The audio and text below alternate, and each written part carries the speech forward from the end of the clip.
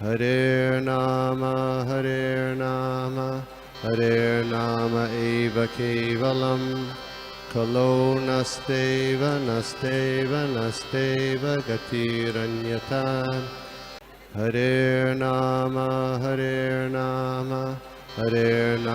eva kevalam. Kalo nasteva nasteva nasteva gatiranyatan.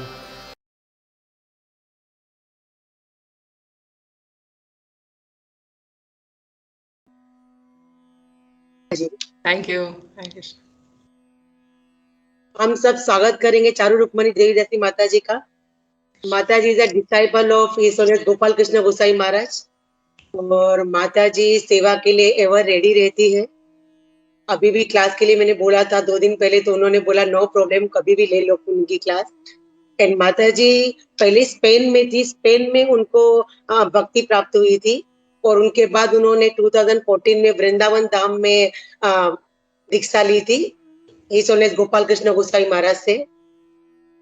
और अभी recently माता जी रहती है दामोदर देश में और दामोदर देश में भी सबसे बहुत अच्छे से घुल मिल गए काफी थोड़े टाइम में और बहुत अच्छे से सेवा कर रहे हैं इनके प्रभु और उनके बेटे के सपोर्ट के साथ। तो प्रभु का नाम है हमसे गोकुल प्रभु। तो हम स्वागत करते हैं माता जी का। माता जी हमें थोड़ा बताएंगी पहले नित्यानंद त्रयोदशी का, उसके बाद में आगे क्लास चालू करेंगी। तो Mata ji please welcome. Hare Krishna Mata. Thank you. Hare Krishna माता जी, thank you to the organisers जो ये क्लास चला रहे हैं। थैंक यू सो मच कि आपने मुझे ये अवसर दिया एंड ब्रजलीला माता जी की के थ्रू। एंड आप सब लोगों को नित्यानंद त्रयोदशी की बहुत बहुत बधाई हो। It's a very auspicious day, बहुत ही अच्छा शुभ दिन है आज। नित्यानंद प्रभु की अपीयरेंस डे का, आविर्भाव का दिवस है। सो थोड़ा सा नित्यानंद प्रभु के बारे में समझ के आगे हम अपना आपका जो रेगुलर चल रहा है उसको स्टार्ट करेंगे। नमो विष्णु पादाय कृष्ण पृष्ठाय भूतले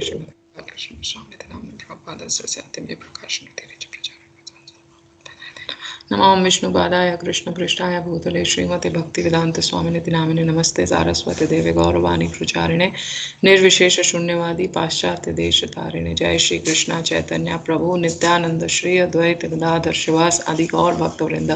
हरे कृष्ण कृष्ण कृष्ण हरे हरे, हरे राम राम राम हरे हरे।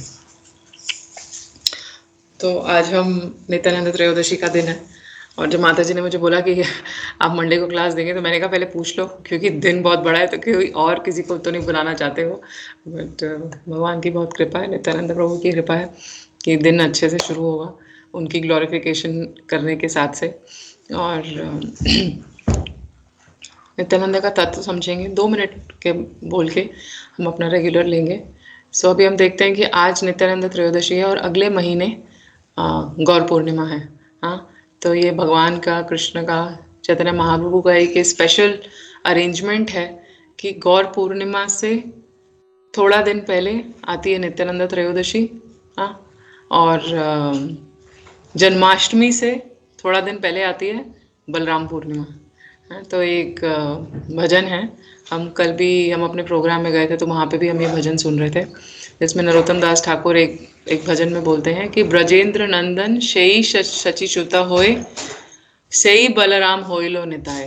क्या मतलब कि जो कृष्णा, जो नंद महाराज के पुत्र हैं, जो वृंदावन के राजा हैं, हाँ, वही आए हैं, अवतरण किया है उन्होंने चैतन्य महाप्रभु के रूप में। और जो बलराम जो हैं वो आते हैं नित्यानंद प्रभु के रूप में। तो जैसे कि बलराम जी आते हैं कृष्णा की अपीयरेंस से थोड़ा पहले, उसी तरह से जो हमारे नित्यानंदा हैं वो आते हैं चैतन्य महाप्रभु के अवतरण से थोड़ा सा पहले। ऐसा क्यों होता है?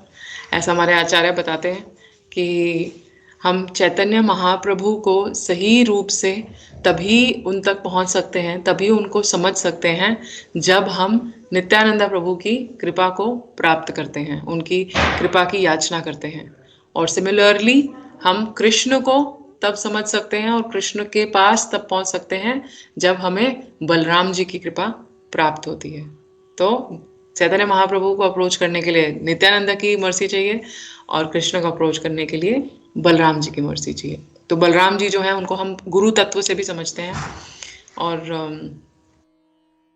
कहते हैं कि जो एब्सोल्यूट ट्रुथ जो होता है, परम सत्य जो है, हाँ, वो इनकंसीवेबल मतलब अचिंतनीय है। हम भगवान को समझ नहीं सकते। भगवान जो है वो लिमिटलेस, जैसे बोलते हैं, उनकी कोई लिमिट नहीं है, उनकी कोई सीमा नहीं है, असीमित है। हरी बोल। टिफिन ले लिया? टिफिन, सॉरी, सुबह स्कूल टाइम है। सो जो एब्सोल्यूट ट्रूथ है, जो परम सत्य है, वो बिल्कुल इनफाइनाइट है, जिसकी कोई सीमा नहीं होती, कोई लिमिट नहीं होती, अचिंत्य। एक बार मैं एक लेक्चर सुन रही थी, उसमें वो महाराज कह रहे थे कि मैंने पूरी भागवतम पढ़ ली और मुझे क्या समझ में आया कि मैं भगवान को समझ ही नहीं सकता। तो वैसे ही जो भगवान जो है वो अचिंत्य है। तो अचिंत्य जो होता है वो हमारे जैसे जीव को कैसे समझ में आए, कैसे दिखे? हाँ, तो कहते हैं कि जो असीमित है और हम सीमित हैं, तो जब वो असीमित जब अपनी कृपा करते हैं और बोलते हैं कि चलो ये मुझे जानने की कोशिश कर रहे हैं, कोई बात नहीं, तब जाके हम उनकी अपनी ही मर्जी से, उनकी अपनी ही कृपा से हम ये ऐसी हमें ऐसा सौभाग्य प्राप्त होता है कि हम उनको समझ सकते हैं। वरना हमारी कोई भी क्षमता नहीं है भगवान को समझने की। भगवान को समझने के लिए क्या क्वालिफिकेशन है? सिर्फ भक्ति, केवल भक्ति। और भगवान के पास, वो कहते हैं ना कि भगवान के पास देने के लिए हमारे पास कुछ भी नहीं है। कोई सोचे कि मैं बहुत अच्छा गाता हूँ, तो बोलते हैं कि भगवान के लिए तो गंधर्व गाते हैं। राधा रानी खुद गाती हैं, मैं बहुत अच्छा प्रसाद बनाता हूँ या बनाती हूँ। तो राधा रानी इतना प्रसाद बनाती है भगवान के लिए कि कभी रिपीट भी नहीं करती कोई डिश को। हम तो फिर भी 5 दिन के बाद फिर वापस उसी पे आ जाते हैं, आलू मटर में। हाँ, तो कैसे हम भगवान को प्राप्त कर सकते हैं? खुद की भक्ति से। क्योंकि भगवान के पास एक चीज जो नहीं है वो है अपनी भक्ति। लेकिन भक्ति भी बहुत मुश्किल से आती है। क्यों? क्योंकि करोड़ों जन्मों से हम माया के बहुत प्रभाव में हैं। तो हमारे, वो कहते हैं ना, प्रभुपाद जी कहते हैं कि एवरीबडी इज कृष्णा कॉन्शियस। दुनिया में कोई भी ऐसा नहीं है जो कृष्णा कॉन्शियस नहीं है, कोई भी ऐसा नहीं है जिसके हृदय में कृष्ण का प्रेम नहीं है। लेकिन वो ढका हुआ है। ढका क्यों हुआ है? क्योंकि हम करोड़ों जन्मों से कृष्ण से बाहिर्मुख हैं। तो बलराम जी का, नित्यानंद प्रभु का क्या यहाँ पे कार्य आता है कि हमारे अंदर जो वो छुपा हुआ जो कृष्ण प्रेम है, जो डॉर्मेंट लव फॉर कृष्णा है, उसको वो उजागर करते हैं। हमारे अंदर वो वेकअप करते हैं वो डॉर्मेंट लव ऑफ कृष्णा को। तो ज्यादा मैं इसके बारे में नहीं बोलूंगी। एक छोटा सा भजन गा के उसका मतलब समझेंगे और आगे बढ़ेंगे।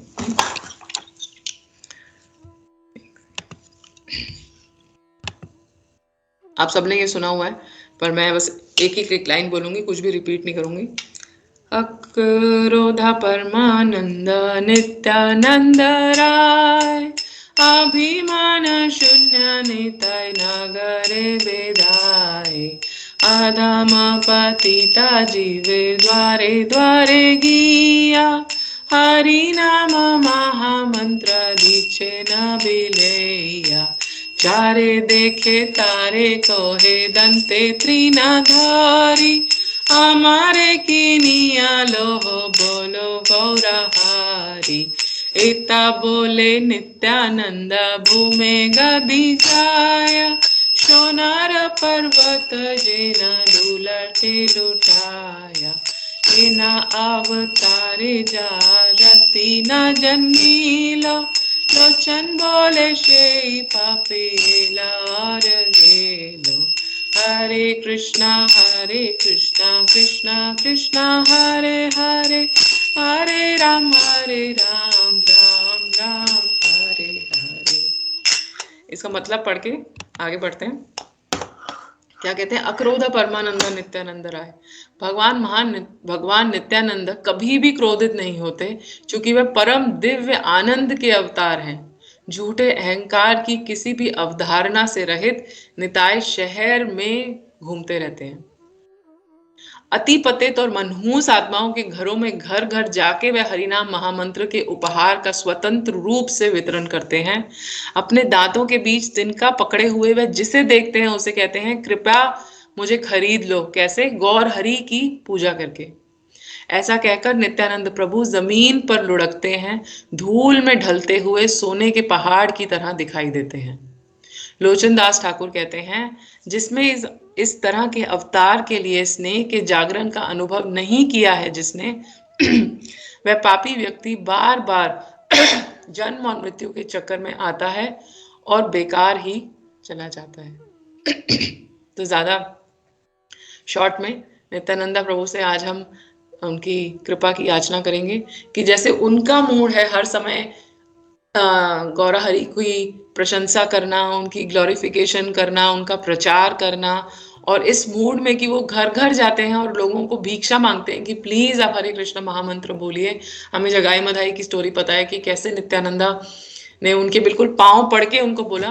तो हमारे अंदर भी वो ह्यूमिलिटी आनी चाहिए, वो विनम्र भाव आना चाहिए, दंते त्रिनाधौरी, और हम उस तरह से प्रभुपाद जी को, अपने गुरु महाराज को और गौर निताय को हमेशा सेवा कर सकें।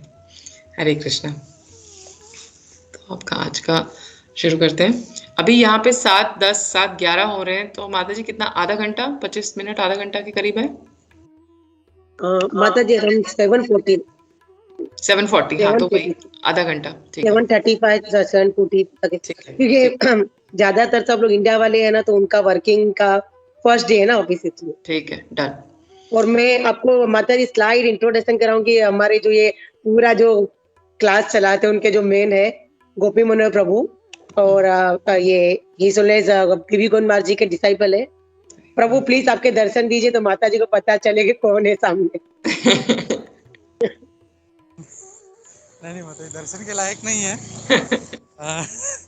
नहीं, बट बहुत अच्छा लगा माता जी, आपने जो इतने अच्छे से जो नित्यानंद प्रभु जी का जो बारे में बताया, और आज उनका आविर्भाव दिवस है, तो उनका कृपा लेके हम लोग स्टार्ट करें। तो थैंक यू वेरी मच माता जी, बहुत अच्छा लगा माता जी, थैंक यू। थैंक यू माता, स्टार्ट कीजिए माता जी। Thank you, Hare Krishna. तो नारायण नमस्कृत्य नरं चैव नरोत्तमं नष्ट प्रायेषु भद्रेषु नित्यं भागवत सेवया भगवती रत्नम श्लोके भक्ति। तो हम लोग श्रीमद् भागवतम के हैं, पहले कैंटो के 8वें चैप्टर 51 श्लोका। तो ये जो चैप्टर चल रहा है ये एक्चुअली चल रहा है कुंती महारानी की प्रार्थनाओं का चैप्टर चल रहा है, प्रेयर्स ऑफ कुंती महारानी। हाँ, और आज हम देखते हैं कि हम लोग युधिष्ठिर महाराज के बारे में बात कर रहे हैं। तो ये एक तरह से जैसे एडिशन जो होता है चैप्टर में, लास्ट का जो पार्ट है हम उस पे पहुंच रहे हैं। आई थिंक आप लोगों का एक या दो श्लोक और बच गए चैप्टर को खत्म करने के लिए। तो क्या होता है कि कुंती महारानी की प्रेयर्स बहुत फेमस है, बहुत प्रसिद्ध है। तो जब कुंती महारानी जो है वो किस समय भगवान से प्रार्थना कर रही हैं, जब कृष्ण जो हैं, जब सब युद्ध वगैरह सब खत्म हो चुका है, राजपाट मिल गया, युधिष्ठिर महाराज राजा बन गए, सब कुछ हो गया, उसके बाद कृष्ण बोलते हैं कि मेरा काम खत्म हो गया, अब वो द्वारका के लिए प्रस्थान करने वाले हैं। और उस टाइम पे कुंती महारानी को बहुत ग्लानि होती है, और हम बहुत वो फेमस श्लोका सुनते हैं जहाँ पे बोलते हैं कि वापस मेरे पे सारी विपद्याएं आ जाएं ताकि हम आपके रोज दर्शन कर पाएं। बहुत सुंदर उन्होंने बोला कि कैसे लोग आपको समझ नहीं पाते क्योंकि आप एक ड्रामा जैसा कर रहे हैं, हाँ एक्टिंग जैसे आप करते हैं, हम नटो नाट्यम घरो यथा। तो क्या होता है कि आफ्टर जब उनकी खत्म हो गई, प्रेयर्स खत्म हो गई, और जब वो उनकी प्रार्थनाएं खत्म हैं, तो वो कृष्ण की तरफ देखती हैं, और कृष्ण जो है वो उनको आश्वासन देते हैं जैसे कि मैं यही हूँ, कोई चिंता करने की जरूरत नहीं है। और फिर वो जो महल की जो बाकी सारी जो माताएं हैं, जो स्त्रियां हैं, उनसे एक तरह से आज्ञा, जैसे रुखसती बोलते हैं ना, कि आज्ञा लेने के लिए, परमिशन लेने के लिए जा रहे हैं। और जब वो फाइनली जब वहां से निकलने लगते हैं, तब क्या होता है कि उनको युधिष्ठिर महाराज अब इस बार रोक लेते हैं। कोई ना कोई उनको हमेशा रोक लेता है। और क्यों रोक लेते हैं? क्योंकि युधिष्ठिर महाराज को बहुत ज्यादा ग्लानि हो रही थी। क्यों उनको ग्लानि हो रही थी? क्योंकि उनको ये लग रहा था कि जितने लोग कुरुक्षेत्र में जो मारे गए, वो उनकी पूरी रिस्पॉन्सिबिलिटी ले रहे थे कि ये जो है ये मेरी वजह से मारे गए, मुझे राजा बनना था, इसीलिए इतने सारे लोगों की हत्या हो गई, इतने सारे लोग मारे गए। कहते हैं कि जो एक लीडर होता है, जो एक नेतृत्व करने वाला होता है, उसका एक ये साइन होता है, उसका ये एक लक्षण होता है कि वो हमेशा रिस्पॉन्सिबिलिटी अपने ऊपर लेता है। आगे आके वो आपका नेतृत्व करता है, ऐसे नहीं कि वो पीछे बैठे बैठे बोलेगा कि तुम ही कर लो, तुम ही कर लो। तो युधिष्ठिर महाराज जो है वो पूरे युद्ध का खुद रिस्पॉन्सिबिलिटी ले रहे हैं कि ये सब मेरी वजह से हुआ। वो ये नहीं कह रहे कि अरे कृष्ण ने बोला था, अर्जुन ने बोला था, इसने बोला था। तो कहते हैं कि ऐसा क्या है, ऐसा एक भगवान भी एक ऐसा उदाहरण सेट करते हैं। कहाँ पे? जब चार कुमार की जब लीला हुई थी, और चार कुमार जब बैकुंठ पे गए, भगवान से मिलना चाहते थे वो, और जय विजय ने उनको अंदर नहीं आने दिया। आप सब लोगों को पता है, उनको अंदर नहीं आने दिया, प्रवेश नहीं करने दिया। जब उनको प्रवेश नहीं करने दिया तो क्या हुआ कि उनको गुस्सा आ गया चार कुमार को, और उन्होंने उनको जाके श्राप दे दिया। और उस टाइम पे क्या हुआ कि भगवान जो हैं, खुद विष्णु जो हैं, वो बाहर अपने द्वार पे आए और उन्होंने बोला कि आप इनको श्राप मत दो, ये मेरी वजह से ही, इनको मेरा ऑर्डर है कि वो ऐसे सबको अंदर ना आने दे। तब भगवान ने पूरी रिस्पॉन्सिबिलिटी ली कि ये मेरे सेवक हैं, इनको मेरा ऑर्डर है। फिर जब उन्होंने बोला कि ठीक है आपको श्राप है, तब उन्होंने उनको बताया कि आप 3 लाइफ के बाद वापस मेरे पास आ जाना। तो इस तरह से हम देखते हैं कि जो असली लीडर जो होता है वो हमेशा रिस्पॉन्सिबिलिटी लेता है हर एक एक्शन की, अपनी टीम को हमेशा संभाल के रखता है। तो अभी किस समय की बात हो रही है? ये उस समय की बात हो रही है जो द्वापर खत्म होने लगा है, कलयुग स्टार्ट होने लगा, इसके बीच में है हम, कहीं 5000 कुछ साल पहले। तो उस टाइम पे ऐसा नहीं होता था कि जो राजा जो होते थे वो मतलब कि उनकी जो सेना जो है, जो उनके नागरिक जो हैं, वो युद्ध स्थल में जा रहे हैं और वो अपने राजकक्ष में बैठे हैं। जैसे आजकल क्या होता है कि अगर बॉर्डर पे लड़ाई होती है तो प्राइम मिनिस्टर, आर्मी जनरल्स, ये सब जो होते हैं वो अपने कमरों में होते हैं, वो वहां से ऑर्डर दे रहे होते हैं, फोन कर रहे होते हैं, लेकिन गोली खाने के लिए आगे नहीं जाते हैं। लेकिन उस समय क्या होता था कि राजा का मतलब कि he was a part of the army, वो आर्मी का एक हिस्सा था। वो अपने ऑफिस में बैठ के या अपने राजमहल में बैठ के ऑर्डर्स नहीं देता था। जब दुश्मन की सेना से जब लड़ना होता तो सबसे पहले उस जगह का राजा खड़ा होता था। सबसे पहले बंदूक खाने के लिए, गोली खाने के लिए वहां का राजा खड़ा होता था। वो सबसे आगे खड़ा होता था और सारी सेना उनके पीछे खड़ी होती थी। आजकल के लिए तरह तरह नहीं कि वो प्लान्स बना रहे हैं, स्ट्रैटेजी बना रहे हैं, लेकिन सामने कोई नहीं है। तो वो सारे जो थे वो रियल लाइफ में, कहते हैं जिसको क्षत्रिय होते हैं ना, वैसे क्षत्रिय थे। क्षत्राय थे, मतलब कि जो क्षति ना होने दे किसी की। हाँ, तो हम भी ये देखते हैं। तो तब इस बात की उनको बहुत ग्लानि हो रही थी युधिष्ठिर महाराज को कि ये सारे लोग जो है मेरी तरह से मारे गए। एक और चीज हम देखते हैं कि जैसे अर्जुन का जो हाल, जो उनकी जो पीड़ा थी, जो उनको युद्ध से पहले थी अर्जुन की पीड़ा, वो युधिष्ठिर महाराज की युद्ध के बाद है। तो आप देखेंगे कि जो वो तर्क भी जो दे रहे हैं युधिष्ठिर महाराज, वो काफी सिमिलर हैं जो अर्जुन ने दिए थे युद्ध से पहले। जैसे आज की जो हम बात करेंगे वो स्त्रियों के विषय में है। तो उन्होंने भी ये बोला था कि अगर मैं इन सबको मार दूंगा तो सारे स्त्रियां, जैसे बोलते हैं ना, कि दूषित हो जाएंगी, और जो गलत जो पुरुष है वो उनका फायदा उठाने की कोशिश करेंगे। तो आज भी हम ऐसा ही देखेंगे कि वो ऐसा ही कुछ बोल रहे हैं। लेकिन कृष्ण जो है, आज चेंज ये है, परिवर्तन आज का ट्विस्ट ये है कि कृष्ण जो है वो अर्जुन को तो उन्होंने कन्विंस कर दिया, 45 मिनट में उनको भगवत गीता सुनाई और उसके बाद अर्जुन ने युद्ध किया। लेकिन आज वो युधिष्ठिर महाराज को कन्विंस नहीं करेंगे। क्यों उनको वो कन्विंस नहीं करेंगे? क्योंकि अब जो शिफ्ट जो है, आप लोगों का जो अगला चैप्टर जो है वो भीष्म देव के ऊपर आएगा। वो चाहते हैं कि जो भगवान जो है वो कहते हैं कि वो सब कुछ कर लेते हैं, लेकिन सब कुछ उन्होंने ऑलरेडी अरेंजमेंट किया होता है, लेकिन वो अपने भक्तों से करवाते हैं। क्यों करवाते हैं अपने भक्तों से? अपने भक्तों का यश बढ़ाने के लिए, उनका गौरव बढ़ाने के लिए। तो अब वो चाहते हैं कि उनके जो भक्त हैं भीष्म देव, उनका गौरव बढ़े, उनका यश बढ़े। तो उन्होंने अर्जुन को ये समझा दिया पूरे भगवत गीता के माध्यम से कि आप सिर्फ एक निमित्त मात्र हो। आप जो हो वो मैंने ऑलरेडी सबको मार दिया है। जब उन्होंने अपना विराट रूप दिखाया तो कौरव, उनकी सेना, सब कुछ भगवान के मुंह के अंदर जा रहे थे। तो अर्जुन ने देखा कि ये सब तो ऑलरेडी मर चुके हैं। तब अर्जुन को समझ में आया कि मैं सिर्फ भगवान की तरफ से ही युद्ध कर रहा हूँ। भगवान क्यों अपना अर्जुन से करवा रहे थे? उनको करना होता तो सबको इकट्ठा ला के मार देते, कोई बड़ी बात नहीं थी, लेकिन अपने भक्त का यश बढ़ाने के लिए। तो ये बात वो उसको भी समझा सकते थे युधिष्ठिर महाराज को, लेकिन उन्होंने नहीं समझाई, क्योंकि अब वो भीष्म देव का यश बढ़ाएंगे। तो कहते क्या है आज वो एग्जैक्टली क्या बोल रहे हैं? एक सेकेंड, आज का श्लोक पढ़ते हैं।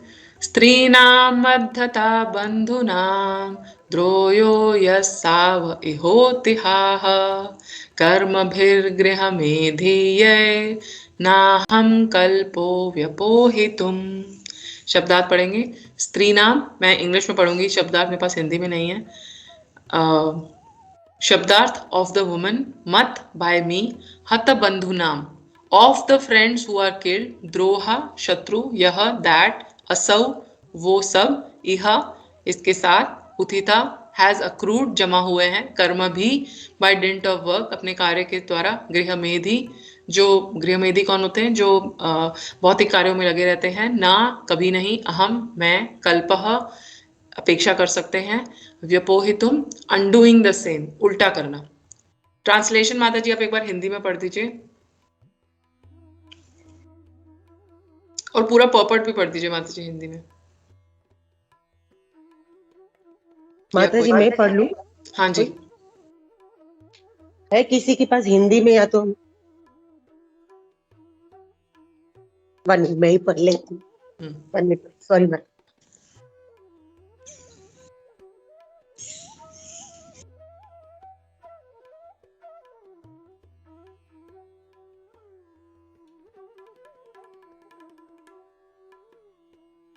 हरे कृष्णा कृष्णा कृष्णा हरे हरे, हरे राम राम राम हरे हरे, हरे कृष्णा कृष्णा कृष्णा हरे हरे, हरे राम राम राम।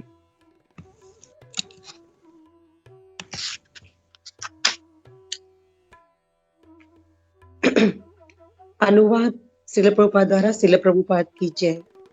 मैंने अनेक स्त्रियों के बंधुओं का वध किया है और इस तरह मैंने इस हद तक शत्रुता मोल ली है कि भौतिक कल्याण कार्य के द्वारा इसे मिटा पाना संभव नहीं है। तात्पर्य श्रील प्रभुपाद द्वारा। श्रील प्रभुपाद की जय।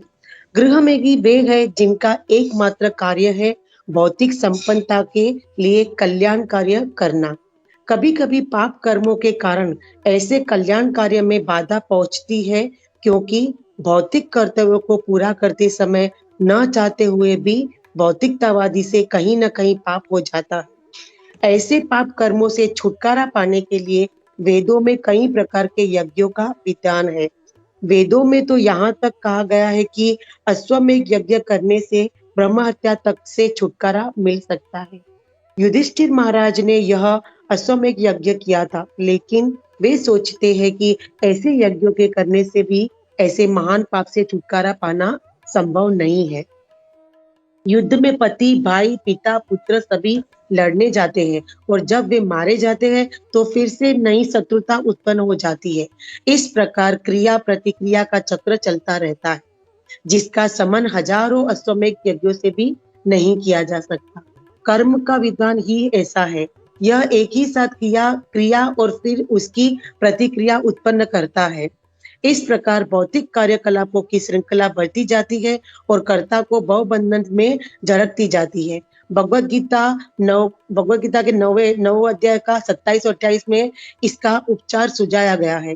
कर्म के मार्ग में ऐसी क्रिया प्रतिक्रिया को रोकने का एकमात्र उपाय है कि प्रत्येक कर्म परमेश्वर के लिए किया जाए।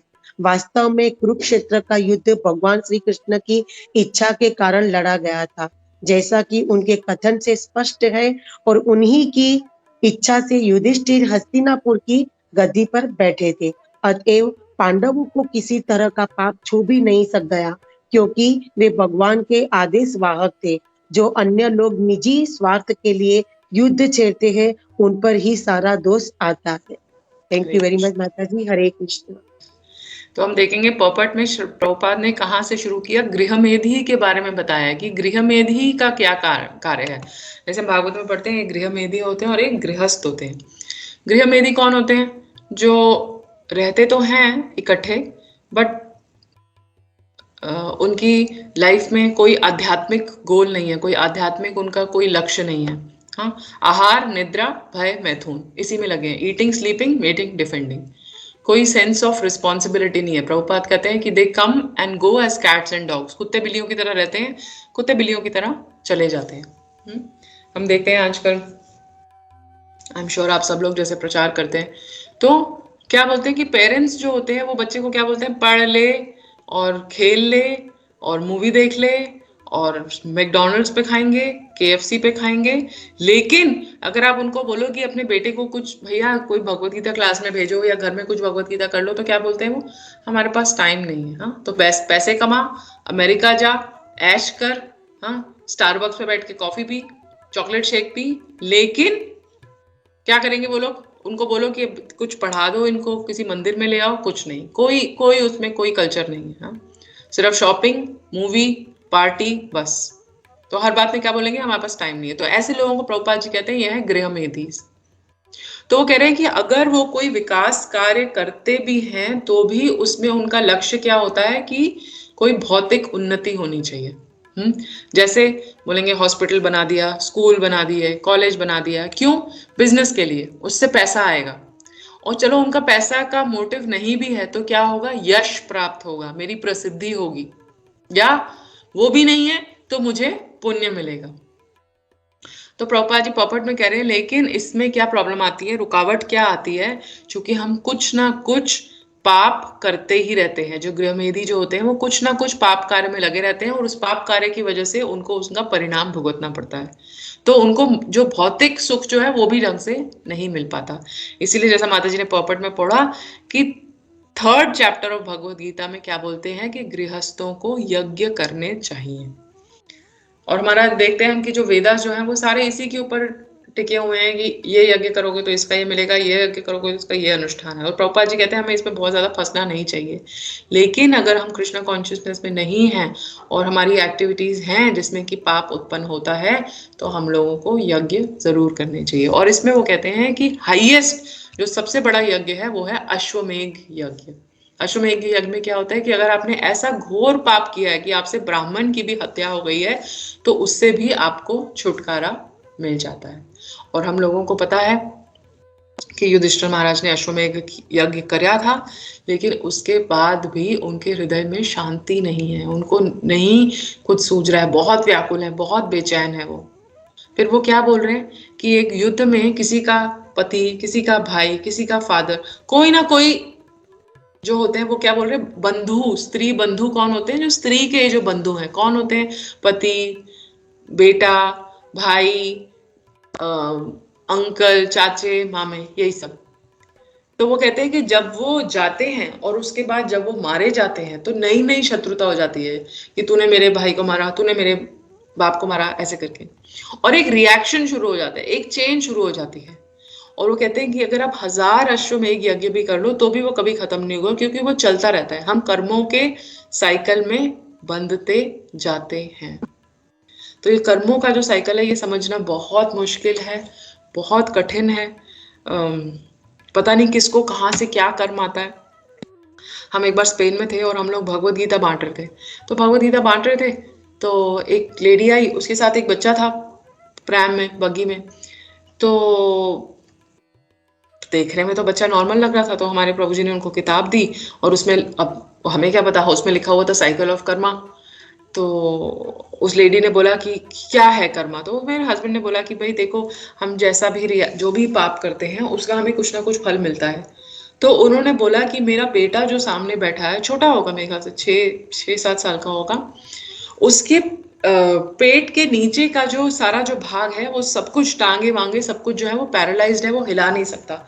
तो तुम्हारे कहने का ये मतलब है कि इसने किसी को मारा है, इसने किसी की हत्या की है, जो इसके साथ ऐसा हुआ। अब हमारे लिए ये बोल पाना बहुत मुश्किल है। और आप जिसके साथ बीतती है उसको आप ये नहीं बता पाते कि हाँ ये कुछ गड़बड़ है, कुछ है ऐसा। लेकिन अल्टीमेटली यही है, यही कर्मों की साइकिल है, एक कर्म से दूसरे कर्म में घूमते रहते हैं। तो जैसे भगवद गीता में भी हमें 3 तरह के कर्म बताए गए हैं, कर्म, विकर्म, अकर्म।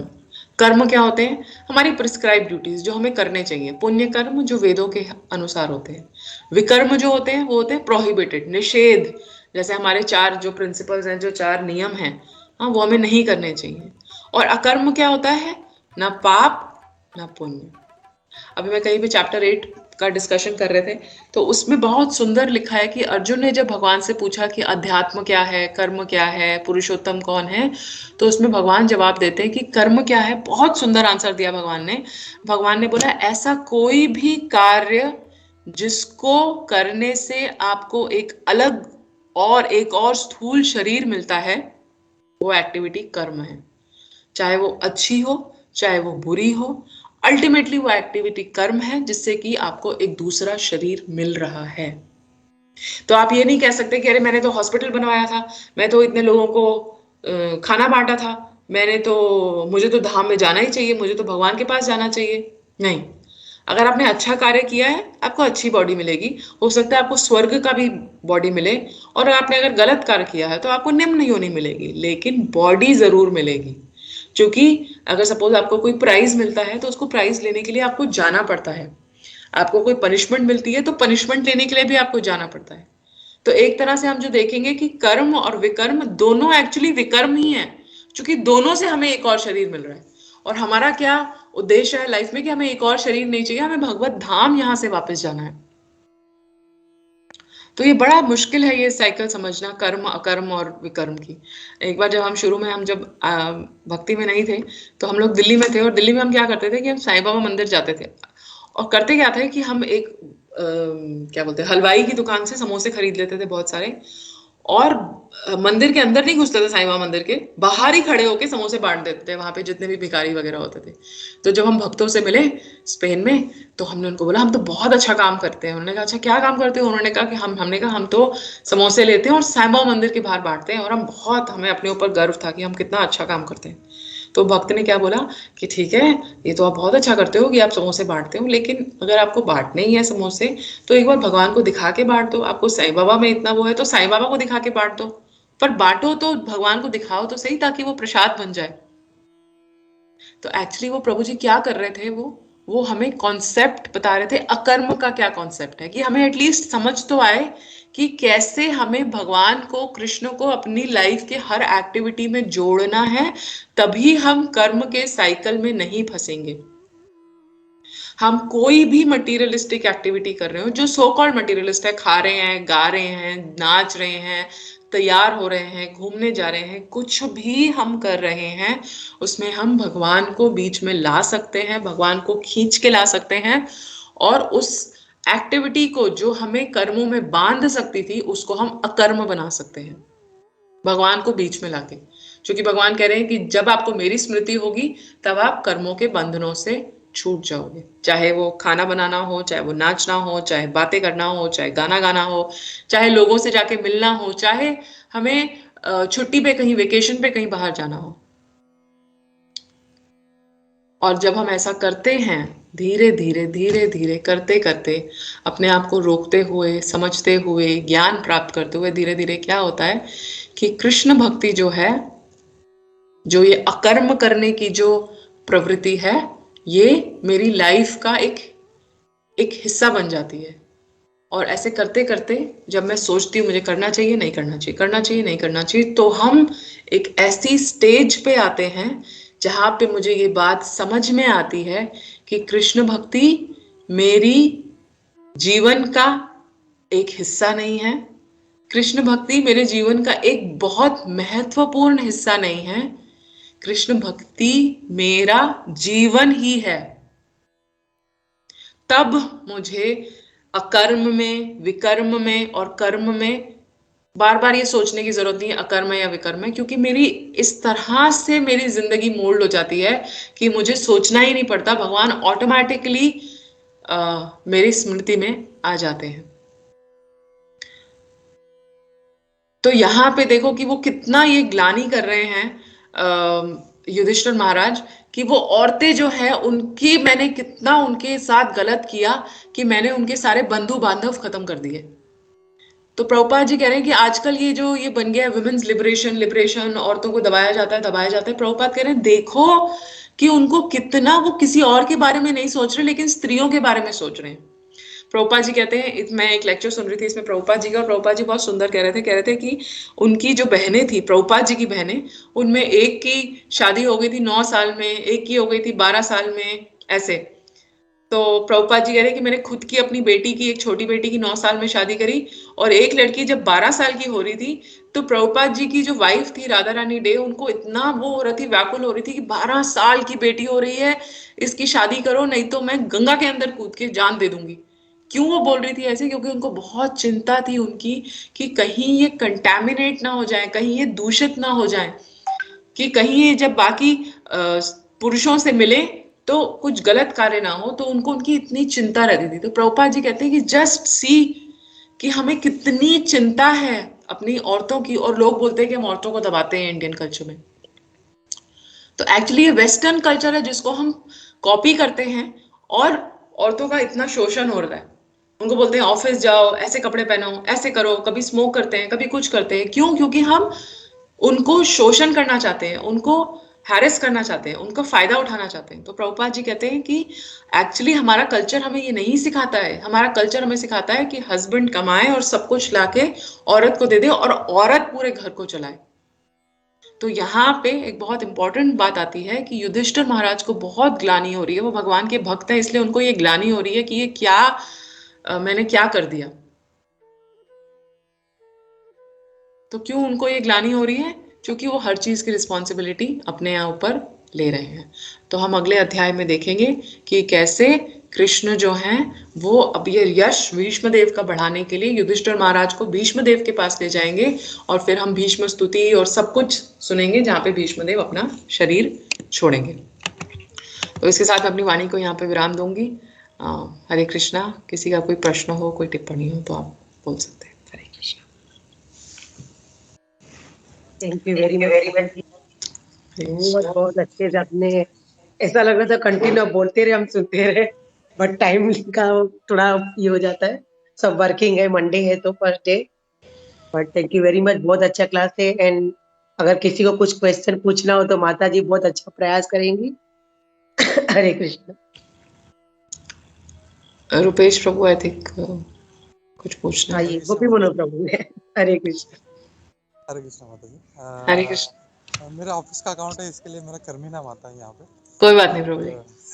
और सॉरी, हम लोग मैं ऑलरेडी ऑफिस में हूँ तो वैष्णव अटायर में नहीं है। तो कभी ड्यूटीज का जब भी ऐसा संग होता है तो we should be in Vaishnav attire, but हम लोग ऑलरेडी ऑफिस में रहते हैं। और ये हम लोगों ने समहाउ मतलब अपने गुरु महाराज सारे जितने सन्यासी हैं उनकी प्रेरणा से, प्रभुपाद की प्रेरणा से ये डेली हम लोगों ने शुरू किया है। तो हम लोग डेली इसको कर रहे हैं, और पीपल अपने जितने डिवोटीज़ हैं they are also enjoying it very much.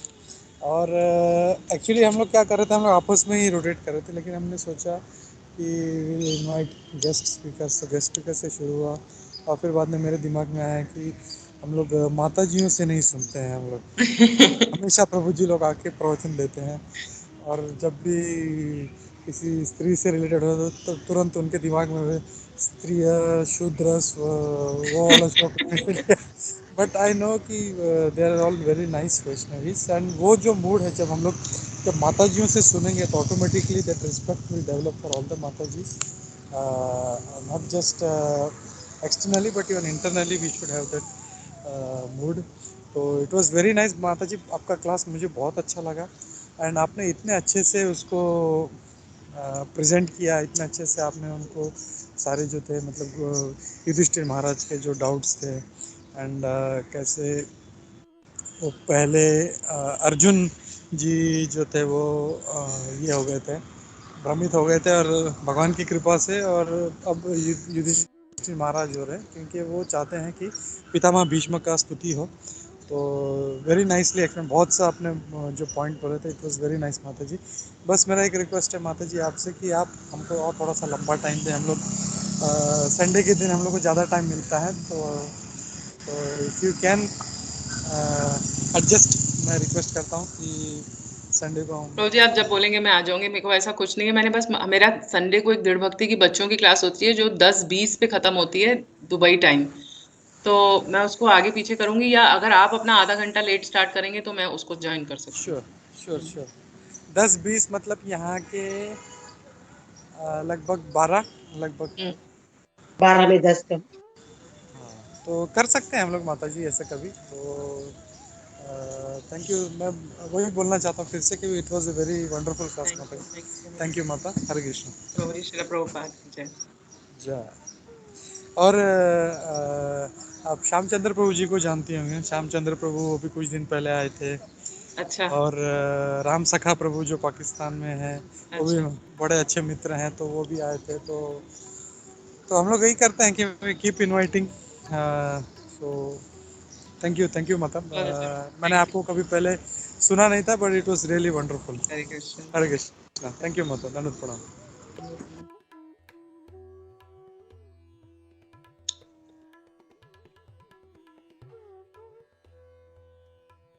माता जी अगर किसी का कोई प्रश्न नहीं है तो फिर आपकी जैसी आज्ञा हो। हरे कृष्णा। किसी को कुछ क्वेश्चन हो, कुछ डाउट हो, कुछ पूछना हो माता जी को, नहीं तो फिर हम नरसिंह आरती करेंगे। हरे कृष्णा। हरे कृष्ण माता जी। दंडवत प्रणाम। धन्यवाद प्रणाम प्रभु जी। माता जी या माता जी दंडवत प्रणाम। हरे कृष्ण। डाउट नहीं है माता जी। ओनली थिंग इज दैट बहुत अच्छा सेशन था माता जी। एंड जैसे प्रभुपाद जी ने अपने पर्पट में जिस तरह से एक्सप्लेन किया Mata ji, and you covered whole point Mata जी। जैसे प्रभुपाद जी ने we started all this thing in the purport, तो आपने बहुत अच्छे से उसको कवर किया माता जी। So that was very nice things, and thank you so much Mataji for Thank you. this wonderful session. Thank you Hare so much. Krishna. Srila Prabhupada ki jai. जय श्रील प्रभुपाद। हरे कृष्णा माता जी। दंडवत प्रणाम। धन्यवाद प्रणाम। आज का क्लास बहुत अच्छा था और आपने शुरुआत आज के नित्यानंद प्रभु से, नित्यानंद त्रयोदशी के बारे में जो कहा और जो अपने भजन गाया विथ अर्थ, बहुत अच्छा लगा। बहुत आज की हमारी शुरुआत भी अच्छे से हुई और हम लोग ऐसे ही आप संडे को सुनना चाहेंगे, सैटरडे संडे जिस दिन बहुत ज्यादा टाइम मिले, और फिर से आप जरूर आइएगा। हरे मैं जरूर आ कृष्णा। बहुत जाऊंगी। अच्छा लगा। जब आप बोलेंगे तब मैं आ जाऊंगी, ऐसा कुछ नहीं है। हरे कृष्णा। Thank you. आप लोगों की वजह से मेरा आज नित्यानंद त्रयोदशी का दिन अच्छा शुरू हो गया। So thank you. Hare Krishna. नमस्ते। बहुत अच्छा था। हरे कृष्णा। जय। थैंक यू धन्यवाद प्रणाम। हरे कृष्णा। हरे कृष्णा। धन्यवाद प्रणाम माता जी। जय। Thank you so much. आपने जैसे बताया कि बलराम जी अपीयरेंस डे, तो हम लोग को जस्ट गुरु तत्व मालूम पड़ेगा, then only we can serve lord. तो वो माता जी अपने जो अपीयरेंस बताया भगवान का, मींस द पर्पस, तो वो बहुत अच्छा लगा। और माता जी ने आप जस्ट क्लास चालू करने से पहले प्रीव्यू जो बताया माता जी, तो ऐसा लग रहा था वो सामने हो रहा है। सो thank you Mata ji. The way you showed us, like कि प्रीव्यू बताया, then you started translation purport. Thank you so much. और जैसे आपने बताया कि what is the leader's mode, how he should be responsible, then क्षत्रिय क्षत्रायते जो आपने बताया, then karma cycle, then Prabhupada life story. It's amazing amazing amazing. So जैसे अभी गोपीमन प्रभु जी ने बताया, I am requesting you also Mata ji, if your time just please, आप प्रभु जी आपका टाइम निकाल कर। ब्रजप्रिया माता जी हैं यहाँ पे, उनसे हम बहुत डरते हैं। उनकी हमारे सिटी हॉल में सेवा होती है कि वो सबको ऐसे धक्का मार के बाहर निकालती है, निकलो निकलो। नहीं तो उनको देख के ही मुझे डर लगता है। तो जैसे ही उनका फोन आता है बोलती है आप जो बोलोगे मैं करूंगी। हरे कृष्णा। यस यस माता जी। हरे कृष्णा। माता जी इनका बहुत काम ही हम्बल है। डराना सबको। हरे कृष्णा। माता जी इनका काम ही है सबको डराना। नहीं लेकिन बात माता प्रभु, जी मुझे बहुत हंसाती रहती। मैं इतनी बुरी नहीं हम हूँ। लोग दामोदर जैसे नहीं बुरे नहीं हो माता जी, आप इतने अपनेपन से आप फोन करते हो कि जल्दी आप माता जी क्लास दे दो, तो मुझे लगता है हाँ ठीक है, जो होगा देखी जाएगी। माता जी एक बात मैं बताना भूल गई कि आप है ना, ये सब दामोदर देश के ही थे। ज्यादातर 90% लोग जो ग्रुप में है अच्छा सब दामोदर देश के। गोपी अच्छा मनोहर प्रभु दामोदर देश में थे। बीबी गुरुमात जी के डिसाइपल है। कुंजेश्वरी माता जी उनकी धर्म पत्नी है। एंड सत्यराज प्रभु, सर्वदेव गिदारी प्रभु, तो सत्यराज प्रभु भी बीबी गुरुमात जी के डिसाइपल है। मतलब ज्यादातर ग्रुप में बीबी गुरुमात जी के और किशोले जयप्रताप स्वामी गुरुमात जी के डिसाइपल है। सब दामोदर देश में थे। अभी सब शिफ्ट हुए बॉम्बे में, और एक दो जन गोवा में से है नहीं, लेकिन सब मिलके बहुत अच्छे से क्लास चला रहे हैं। और मुझे भी खुद को खुशी हुई थी यहाँ पे ज्वाइन होके। एंड वाकई में आज का आपका क्लास माता जी बहुत वैसे तो आप चिल्ड्रन क्लास लेते हो, लेडीज क्लास लेते हो दामोदर देश में, दुबई में, वो मुझे पता है, लेकिन इनको भी सबको मैं बोलूंगी कि अगर वो लोग भी प्रयास करें, कभी अगर ज्वाइन हो सकते हो तो। बट आप हमेशा क्लास इतना जबरदस्त लेते हो, तो मैंने गोपी मनोहर प्रभु को बोला कि माता जी क्लास बहुत अच्छा लेती है, प्लीज हम उनको इनवाइट करेंगे। और प्रभु तो वैसे भी रेडी रहते हैं कि नहीं, जो भी सेवा के लिए रेडी है प्लीज उनको बुलाइए। तो थैंक यू वेरी मच माता जी, आपने वाकई में आज जो दिन है ना बहुत अच्छे से स्टार्ट किया है, और भगवान करे हमारे हर दिन बहुत अच्छे से स्टार्ट हो कि हम भक्ति में और ज्यादा आगे बढ़े। माता जी थैंक यू आपकी वेरी मच। कृपा है, प्लीज मैं सबसे प्लीज कृपा की याचना करती हूँ कि मेरी स्पिरिचुअल प्रोग्रेस के लिए प्ले करें। और माया बहुत स्ट्रांग है, और दुबई में रहते हुए तो माया और ज्यादा चमकती है आंखों में।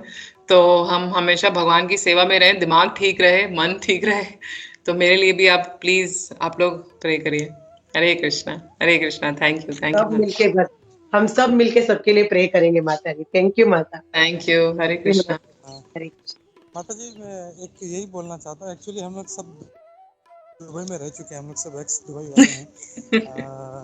तो वी नो मतलब वहाँ भक्ति इतना अच्छा चल रहा है, मतलब वो हम लोग का छूट चुका है, इसलिए हमको उसका वैल्यू पता है हमको माता जी। करेक्ट, कि यहाँ करेक्ट। पे इंडिया में आने के बाद आप कहीं पे भी किसी मेट्रोपॉलिटन सिटी में, मुंबई हो या कहीं पे भी हो, माया इतना प्रबल है माता जी की। तब हमको लगता है कि जो दुबई में हम लोग जो एसोसिएशन, जो सेवा, जो महाराज लोगों का जो प्रवचन सुनने मिलता था, वो भी एक नहीं, इतने सारे मतलब वेराइटीज ऑफ महाराज, हम्म, तो सारा सारा मिस कर रहे हैं हम लोग माता जी। हम्म। तो मैं वही आपको याद दिलाना चाहता था कि you are in a very safe place, और बहुत अच्छे से भक्ति आपका हो रहा है। तो आप हमारे लिए प्रे कीजिए जो हम लोग इस माया नगरी में हैं। और ये ग्रुप ये ग्रुप भी इसी इंटेंशन से शुरू किया था, क्योंकि हम लोग जो थे जैसे Surat Madhav Prabhu, he is very nice sweet humble devotee, वो गोवा में थे, फिर मैं मुंबई में, और कुछ भक्त जैसे सरोदे प्रभु अफ्रीका में हैं।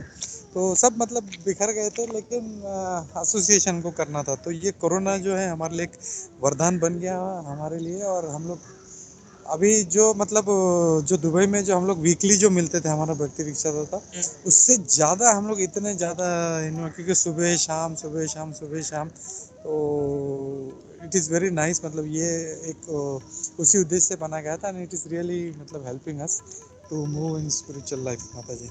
Very nice. तो थैंक यू वंस अगेन माता। Thank you, Hare thank Krishna. You. Kunjeshwari. अ, हरे कृष्णा माता जी। जैसे प्रभु ने कहा, दामोदर देश हमारे लिए बहुत प्रिय है, कि वहां से ही हमारी भक्ति चालू हो गई। और श्री वल्लभ प्रभु और वहाँ का जो भी कोई आता है दामोदर देश से, तो हमें ऐसे लगता है कि हमारे मायके से कोई आया है। बहुत अच्छा लगता है, जो भी भक्त है वहाँ पर बहुत भक्ति से बहुत अच्छे से फलित हो रही है। तो प्लीज श्री वल्लभ प्रभु की वजह से हम लोग सब जुड़े हुए हैं। तो उनके लिए फिर से हम लोग आप लोग आते हैं तो बहुत अच्छा लगता है कि हाँ उस घर से कोई आया है करके। हरे कृष्णा। हरे बोल।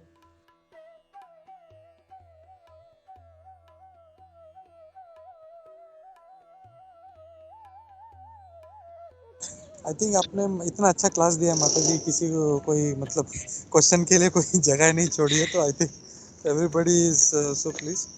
तो या मैं एक बार फिर से रिक्वेस्ट करता हूँ, जैसे सानिका माता जी है या सुजाता माता जी है, अगर कुछ है तो हम लोग क्विकली लेते हैं, नहीं तो फिर वाइंड अप करते हैं हम लोग।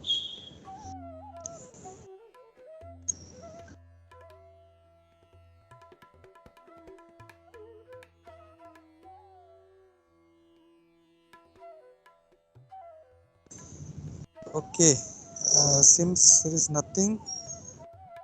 प्रभु प्रभु सुजाता सुजाता। माता जी ने hand Sujata, raise. Yes Sujata, yeah Sujata. हरे कृष्णा प्रभु जी, दंडवत प्रणाम। हरे कृष्णा माता जी, दंडवत हरे प्रणाम। कृष्णा, हरे कृष्णा। माता जी आपका क्लास बहुत अच्छा लगा, बहुत पॉइंट्स आपने कवर कर दी किए आपने माता जी। और मेरा एक रिक्वेस्ट है, हम्बल रिक्वेस्ट है माता जी आपसे, कि आप ऐसे महीने में 2 बार तो क्लास लिया कर दीजिए माता जी। आ जाओगे माता जी, आप लोग जब बोलेंगे तब आ जाओगे। कृष्णा माता जी, थैंक यू, हरे दंडवत कृष्णा। प्रणाम। थैंक यू, दंडवत प्रणाम माता जी।